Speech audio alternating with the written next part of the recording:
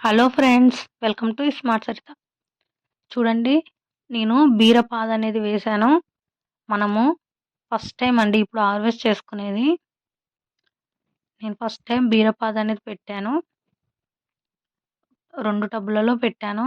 ఇక్కడ చూడండి, పూలు కనిపిస్తున్నాయి కదా. మనము బీర విత్తనాలు పెట్టిన 30-35 రోజులలో మనకు హార్వెస్ట్‌కి రెడీ అయిపోతుందండి. చూడండి, బీరకాయ గట్టిగా అయిపోయింది. కాకపోతే ఈ బీరకాయలనేవి చాలా చిన్నగా వచ్చాయి. మనము చేయితో కట్ చేసుకుందాం అనుకున్నాను కానీ అస్సలు రావట్లేదు. కత్తెరతో కట్ చేయవలసొచ్చింది. ఇక్కడ పైన చూడండి, ఆడపూలు. మనం ఇది పాలినేషన్ అనేది చేసుకోవాలి. ఇక్కడ చూడండి, మనకు ఈ బీర తీగ జాతి చెట్లలో ఆడపూలు, మగపూలు అనేవి ఉంటాయి. మనము పాలినేషన్ చేస్తే మనకు ఇవి కాయలనేవి వస్తాయి.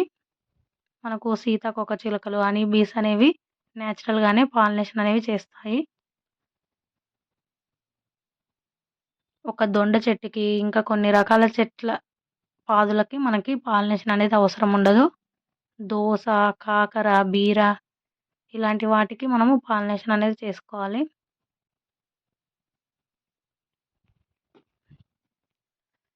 చూడండి, ఫస్ట్ టైం నేను బీరపాదును పెట్టడం, హార్వెస్ట్ చేయడం. First harvest. కాకపోతే మొన్న వచ్చిన తుఫానుకి ఆకులన్నీ మొత్తం ఏదోలాగా అయిపోతే అన్నీ తీసేసాను ఆకులు. చూడండి, ఇక్కడ ఒకటుంది. ఈ ఒకటి కూడా ఎందుకు ఉంచడం అని ఇది కూడా హార్వెస్ట్ చేశాను. మీకు గనక ఈ వీడియో నచ్చినట్లయితే లైక్ చేయండి, షేర్ చేయండి, సబ్స్క్రైబ్ చేయండి. Thank you friends.